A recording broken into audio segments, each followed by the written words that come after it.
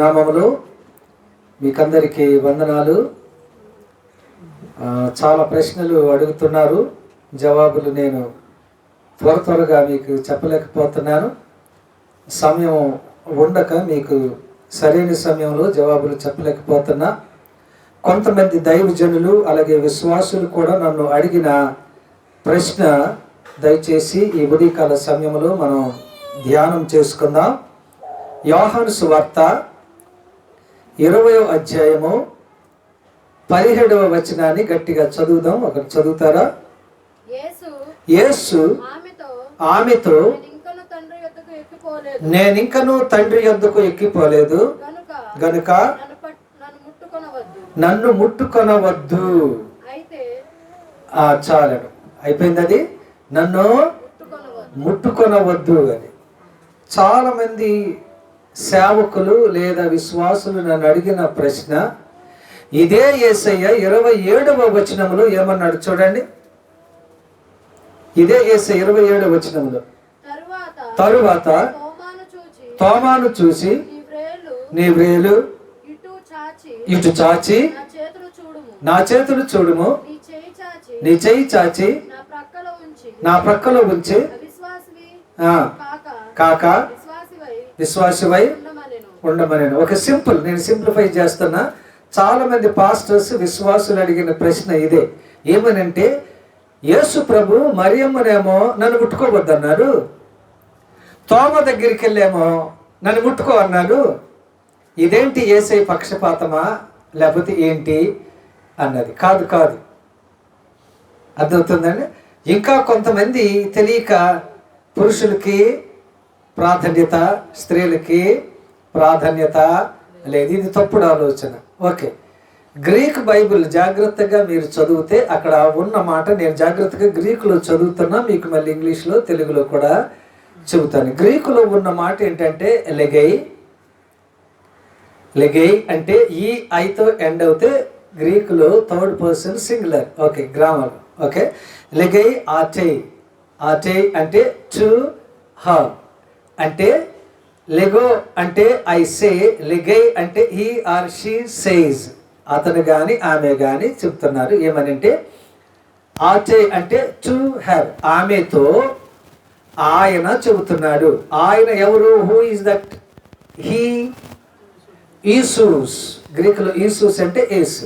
Okay, ఈసూస్ లెగై ఆటే అంటే యేసు చెబుతున్నాడు ఎవరితో? ఆమెతో. Who is that? ఆమె ఎవరటండి? మేరీ. ఆమె అంటే ఆమెతో చెబుతున్నాడు. ఏమని చెబుతున్నాడు జాగ్రత్తగా వినండి. మే అంటే నెగటివ్, నాట్, వద్దు అని అర్థమవుతుందండి. మూవ్ అంటే మీ లేదా నన్ను. Okay hop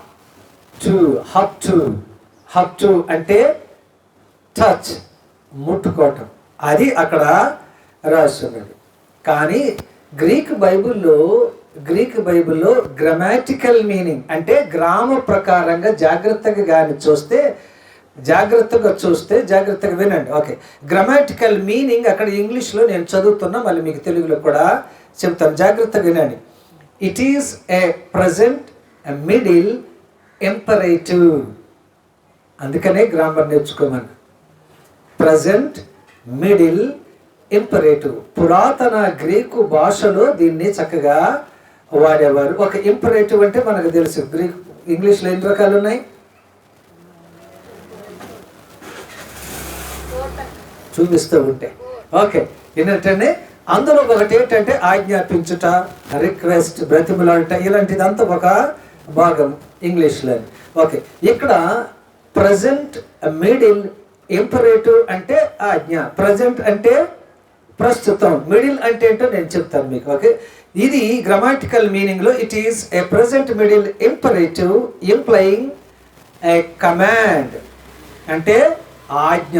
A command to stop an action already in progress. అంటే స్టాప్ క్లింగింగ్ అంటే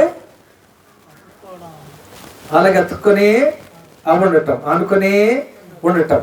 ఆర్ సీజ్ హోల్డింగ్ ఆన్, అలా పట్టుకునే ఉండొద్దు. సీజ్ అంటే స్టాప్ అని, సీజ్. ఓకే, సిఈఏఎస్ఈ, సీజ్ అంటే ఆప్ చేయి. అలాగే ఏంటంటే అలాగే పట్టుకొని ఉండొద్దు. ఓకే, ఇక్కడ జాగ్రత్తగా గమనించండి. Okay, rather than just a general provision. అదేంటట, డు నాట్ టచ్. అంటే మీకు తెలుగులో చెబుతున్నా, ప్రజెంట్ మిడిల్ ఇంపరేటివ్ ఏంటయ్యా అంటే అక్కడ ఏది మనం ఏది లెగై ఆచేయి, గమనించారా? లెగై ఆచేయి మే మూవ్ హట్, అది గ్రీక్లో ఉంటుంది. ఓకే, అని. ఓకే, అది ఆ కాదు, హట్ అంటే టచ్ అని. ఓకే, మేము హట్ అంటే నన్ను ముట్టుకోవద్దు అని. అక్కడ జాగ్రత్తగా మీరు గమనిస్తే అక్కడ ఉన్న మాట ఏమిటంటే, గ్రామాటికల్ మీనింగ్లో గ్రామ ప్రకారంగా చూస్తే, మరియా నువ్వు నన్ను ఆల్రెడీ ముట్టుకున్నావు, ఆల్రెడీ పట్టుకున్నావు, ఇడిచిపెట్టు. అంతేగాని అసలు ముట్టుకోవద్దు అని కాదు. కొంతమంది ఇలా పట్టుకుని అలాగే ఉంటారు. ఓకే, అలాగే. అందుకనే కొద్దిగా మూల భాష అంటే హెబ్రీ, గ్రీకు. నేను అందుకంట ఇవి నేర్చుకోవటం చాలా అవసరం. కానీ ఇప్పుడు సమస్య ఏంటంటే, దైవ సేవకులకి బైబిల్ ట్రైనింగ్ రండి అయ్యా అంటే మాకు అన్నీ తెలిసినా అంటున్నారు. ఇక అన్నీ తెలిసిన వాళ్ళకి ఏం చెప్తాంలే అని కాబైపోతున్నాం. ఇలాంటి ప్రశ్నలు అయ్యాన్ని వచ్చాక ఏమవుతున్నామంటే, మనం తెల్లమకాలు వేస్తున్నాం. మళ్ళీ ఆ గ్రీక్ వచ్చిన పాస్టర్ గారి దగ్గరకో, ఆ హెబ్రీ వచ్చిన పాస్టర్ గారి దగ్గరకో పరుగులు తీయవలసిన అవసరం వస్తుంది. అందుకని సాధ్యమైనంతలో ఆ భాషలో నేర్చుకోవటమో మంచిది. అది ఓకే, జాగ్రత్తగా గమనించండి. మీరు అడగొచ్చు, అసలు ప్రజెంట్ మిడిల్ ఇంపరేటివ్ అంటే ఏంటి పాస్టర్ గారు అని. ఓకే, నేను చదువుతున్నాను ఇంగ్లీష్లో. This is a verb form use to give a command. ఏది?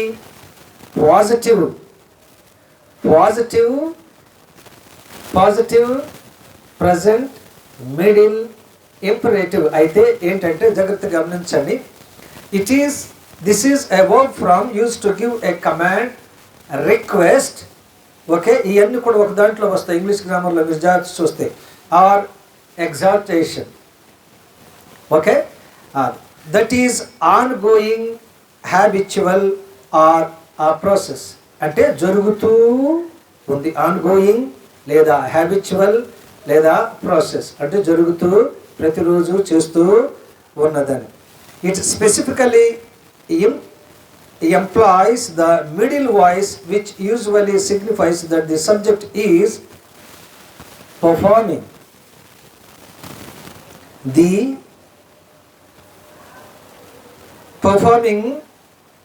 the action for themselves. ఒకటి వారి కొరకు చేస్తున్న పని, రెండోది ఆన్ themselves వారి మీద జరుగుతున్నది, మూడవది ఏంటి అంటే ఇన్ దేర్ ఓన్ ఇంట్రెస్ట్. అంటే అర్థం ఏంటంటే ఇక్కడ ఏదైతే ఆ సబ్జెక్ట్ అంటే ఇక్కడ ఎవరు? యేసయ్య. Very good.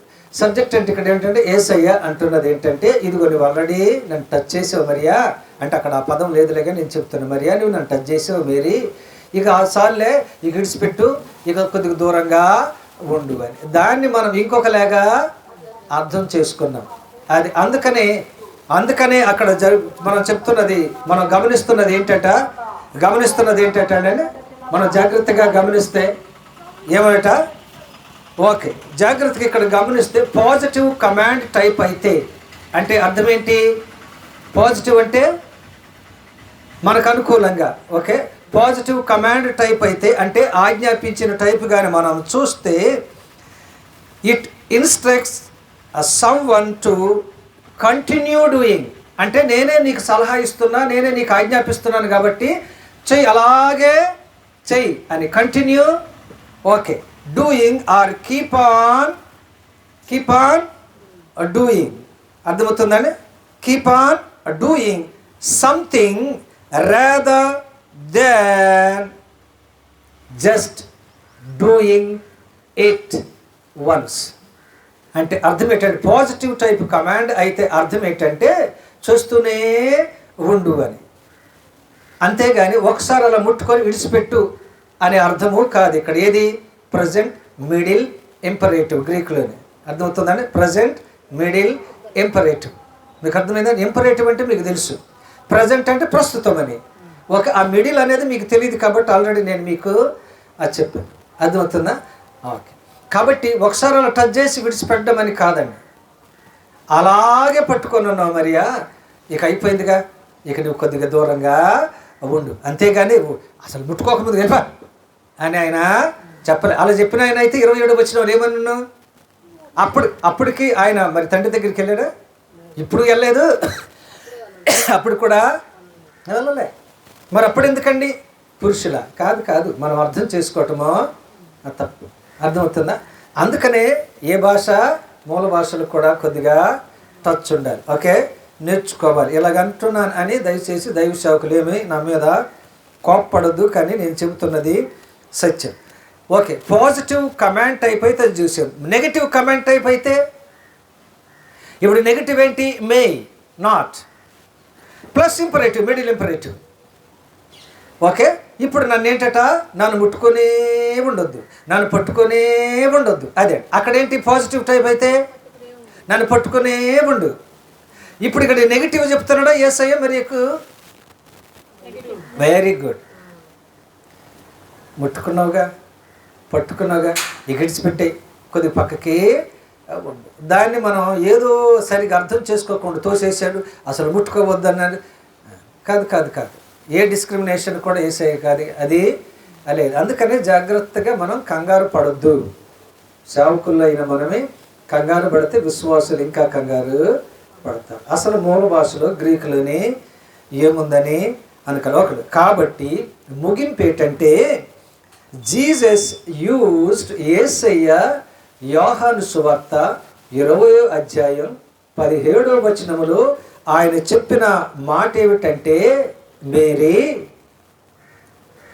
You have already touched me. నీవు నన్ను ఆల్రెడీ ముట్టుకున్నావు, నువ్వు నన్ను ఆల్రెడీ పట్టుకున్నావు. ఇక జాగ్రత్త. ఇక ఏంటట చెప్పండి? ఇక విడిచి పెట్టు. అందుకనే మీకు చెప్పింది యోహాను సువార్త 20వ అధ్యాయం 27వ వచనం కూడా చదివితే, అప్పటికి కూడా యేసయ్య ఎక్కడికి వెళ్ళలేదటండి, తండ్రి దగ్గరికి వెళ్ళలేదు. ఓకే, అర్థమవుతుందండి? అప్పటికి కూడా యేసయ్య తండ్రి దగ్గరికి వెళ్ళలేదు. కానీ తోమాను నా దగ్గరికి వచ్చి, ఓకే, నా గాయాల దగ్గర ఏంటంటే వేలు పెట్టుకొని చూడు అంటాడు, అక్కడ ముట్టుకోమన్నాడు. ఇక్కడ మేరీ ముట్టుకోలేదని కాదు.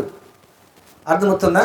కాబట్టి చాలా జాగ్రత్తగా అక్కడ పక్షపాతం చూపించాడు యేసయ్య అని. దయచేసి తప్పుడు ప్రసంగాలు, తప్పుడు బోధలు మాత్రమో, ఏదైనా మీకు ఆ మూల భాషలో, గ్రీకులు, హెబ్రీ భాషలో అర్థం కాకపోతే, ఓకే, మాకు లేక ఆ హెబ్రీ భాష, గ్రీకు భాష తెలిసిన వాళ్ళని అడిగి కనుక్కోండి. కానీ అమ్మ ఇక్కడ ఇలాగన్నారు, అక్కడ అలాగన్నారు. కాబట్టి 20వ అధ్యాయం యోహాను సువార్త 17వ వచనంలో జాగ్రత్తగా చూడండి.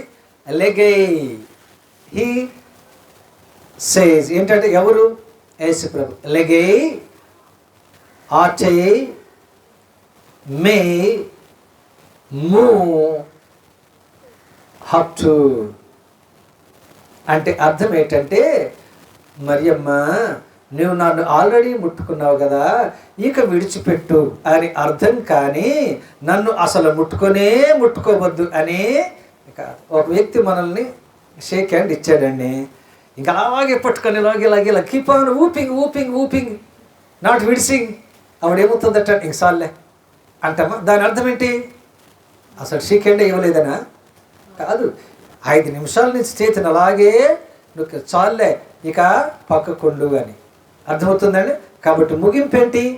గ్రీకు భాషలో ఉన్న దాని అర్థం ఏంటంటే, మరియమ్మ ఆల్రెడీ యేసయ్యను పట్టుకుంది కానీ అలాగే పట్టుకొని ఉండొద్దు తల్లి, కొద్దిగా దూరంగా ఉండు, విడిచిపెట్టు అన్నాడు. కానీ అసలు ముట్టుకోవద్దని చెప్పలేదు. కాబట్టి యోహాను సువార్త 20వ అధ్యాయం 17వ వచనం, యోహాను సువార్త 20వ అధ్యాయం 27వ వచనం 2 కూడా ఒకటే. కాబట్టి తప్పుగా అర్థమో చేసుకోవద్దు. మీకు చక్కగా అర్థమయ్యేలాగా వివరణ ఇచ్చానని నేను అనుకుంటున్నా. ఇలాంటి ప్రశ్నలు ఇంకా ఉంటే దయచేసి మాకు రాయండి. ఫోన్ నెంబర్ మా యూట్యూబ్లో ఉంటుంది, చూసి మాకు రాయండి. తప్పకుండా మీకు జవాబులు ఒక అడుగు ఆలస్యమైనా ఇస్తాం. దేవుడు మిమ్మలను మీ యొక్క పరిచర్యను దీవించునుగాక. ఆమేన్. God bless you.